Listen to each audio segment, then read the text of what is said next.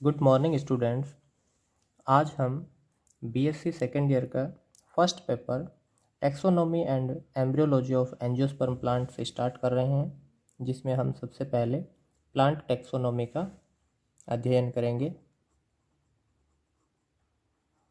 Plant taxonomy, देखिए जो taxonomy शब्द है वो सबसे पहले एपी कंडोले ने अपनी जो पुस्तक है थ्योरीज एलिमेंट्री डी ला बॉटनिक में प्रयुक्त किया था 1813 में। एपी कंडोले हैं, उन्होंने सबसे पहले टैक्सोनॉमी शब्द है इसको प्रयोग में लिया था।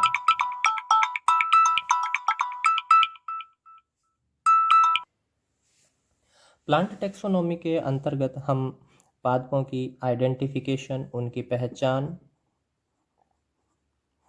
नोमेनक्लेचर, उनका हम नामकरण करते हैं, और क्लासिफिकेशन या वर्गीकरण किया जाता है। जो टैक्सोनॉमी की परिभाषा है इसे भी हम इसे ही कैसे कह सकते हैं कि टैक्सोनॉमी के अंतर्गत किसी भी अननोन प्लांट्स की आइडेंटिफिकेशन, नोमेनक्लेचर, क्लासिफिकेशन और डॉक्यूमेंटेशन किया जाता है। देखिए, आइडेंटिफिकेशन या पहचान के लिए क्या होता है, कोई भी हमें अननोन प्लांट मिलता है जिसे हम नहीं जानते पहचानते हैं, तो उस प्लांट को सबसे पहले हमारे पास जो भी नॉन प्लांट्स है, ठीक है, उन प्लांट्स के साथ में उसको हम कंपेयर करते हैं, तुलना करते हैं, और फिर उसकी हम धीरे धीरे उसकी पहचान है वो सुनिश्चित करना तय करते हैं कि कोई भी अननोन प्लांट्स है वो किससे सिमिलरिटी शो करता है। हम उसे तुलनात्मक उसका अध्ययन करेंगे जो भी हमारे पास ज्ञात पादप है उनके साथ में। और इसके लिए हमारे पास में आइडेंटिफिकेशन के लिए कुछ टूल्स होती है, जैसे हर्बेरियम होता है जिनमें हम प्लांट कलेक्शन को रखते हैं, या कोई लिटरेचर होता है, बुक्स होती है, फ्लोरा होते हैं, मोनोग्राफ होते हैं, उनकी सहायता से हम किसी भी अननोन प्लांट्स है उसकी आइडेंटिफिकेशन करते हैं, जिसे हम डिटेल में पढ़ेंगे। नोमेनक्लेचर होता है नामकरण, कोई भी जो प्लांट्स है उसका एक साइंटिफिक मेथड के साथ में उसका नामकरण किया जाता है जो पूरे विश्व में उसी नाम से जाना जाए, जिसे इसे भी हम डिटेल में देखेंगे।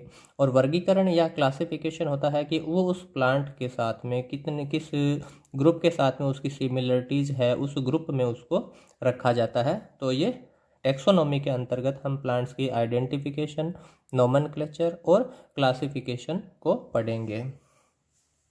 देखिए, टैक्सोनॉमी से ही रिलेटेड एक और वर्ड है जिसे हम कहते हैं सिस्टेमेटिक्स। सबसे पहले कैरोलस लिनियस हैं, उन्होंने सिस्टेमेटिक्स वर्ड है वो यूज किया था।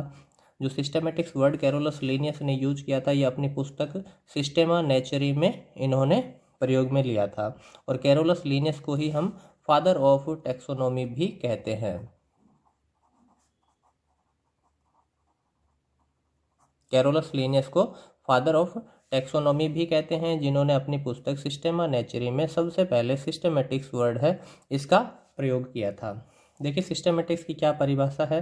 सिस्टेमेटिक्स के अंतर्गत पादपों की टैक्सोनॉमी तथा उनके मध्य अंतर संबंधों व उनके उद्विकासीय या जातिवर्तीय या फाइलोजेनेटिक प्रवृत्ति का अध्ययन किया जाता है।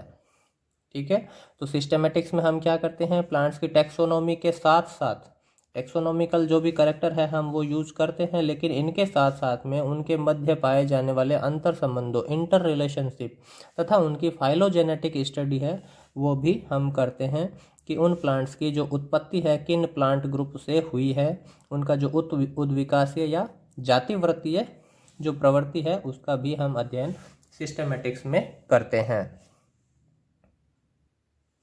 नेक्स्ट है नियो सिस्टेमेटिक्स या न्यू सिस्टेमेटिक्स।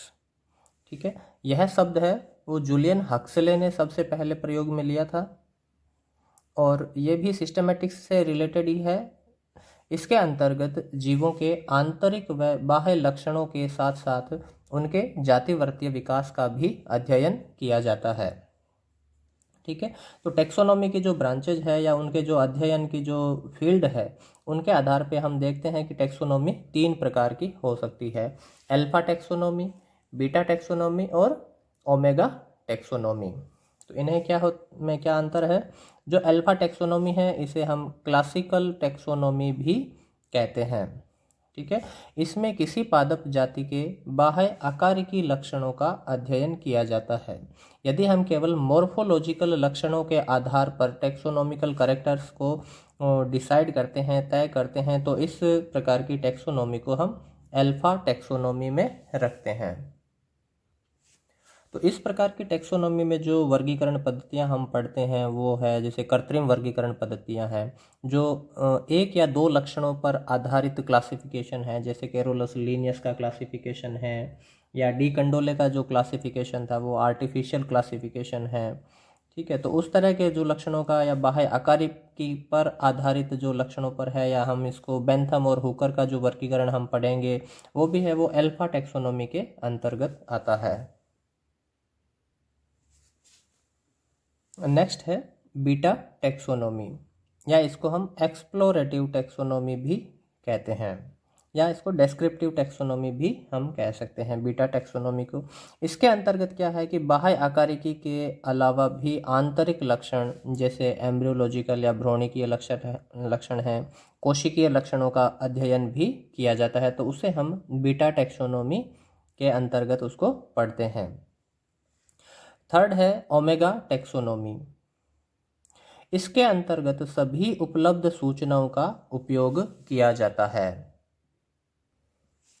देखिए ओमेगा टैक्सोनॉमी है, इसमें किसी प्लांट्स के बारे में जो भी जानकारी अवेलेबल होती है, उपलब्ध होती है, उन सभी सूचनाओं का उपयोग करते हुए उस प्लांट्स का क्लासिफिकेशन, नोमेनक्लेचर है वो किया जाता है। इसके अंतर्गत जो भी सूचनाएं, चाहे उसके मॉर्फोलॉजिकल या बाह्यकारी की सूचनाएं हैं, या उसके इंटरनल स्ट्रक्चर, एनाटॉमिकल कैरेक्टर या साइटोलॉजिकल कैरेक्टर, जो भी सूचनाएं उसके लिए अवेलेबल होती है, उन सभी सूचनाओं का उपयोग करते हुए प्लांट्स का वर्गीकरण किया जाता है, तो उसे हम ओमेगा टैक्सोनॉमी कहते हैं। तो इस प्रकार की टैक्सोनॉमी को हम न्यूमेरिकल टैक्सोनॉमी भी कहा जाता है इसको, या इसको एडनसोनियन टैक्सोनॉमी है वो भी कहते हैं, क्योंकि माइकल एडनसन ने सबसे पहले न्यूमेरिकल टैक्सोनॉमी के बारे में बताया था और ये कहा था कि जो भी किसी प्लांट्स के बारे में जो भी सूचनाएं उपलब्ध है उन सभी सूचनाओं का उपयोग करना चाहिए प्लांट्स के क्लासिफिकेशन में। तो इसे हम एडनसोनियन टैक्सोनॉमी, न्यूमेरिकल टैक्सोनॉमी, या इसको कंप्यूटर एडेड टैक्सोनॉमी भी इसको कहा जाता है। ओमेगा टैक्सोनॉमी एक तरह की ये एनसाइक्लोपीडिक टैक्सोनॉमी होती है जिसमें सभी सूचनाओं का उपयोग किया जाता है। तो ये टैक्सोनॉमी से संबंधित कुछ परिभाषाएं थी। नेक्स्ट क्लास में हम प्लांट्स की आइडेंटिफिकेशन, नोमेनक्लेचर और क्लासिफिकेशन को डिटेल में देखेंगे।